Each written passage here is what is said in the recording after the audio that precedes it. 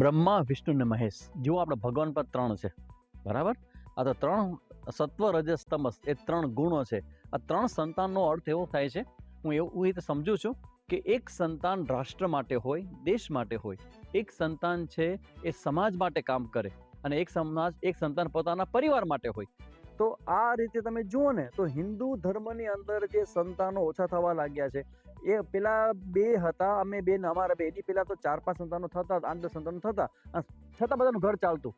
ધીમે ધીમે ધીમે એવી માનસિકતા આપણી થઈ ગઈ, બીજા લોકોએ એવું કંઈક કર્યું આપણા માન સાથે, અને એમાંથી બે માં આવે, અમે બે ને અમારા બે, હવે અમે બે ને અમારો એક. અને હવે અત્યારનો પ્રેઝન્ટ સિનારીઓ છે, અમે બે અમારું કોઈ નહીં.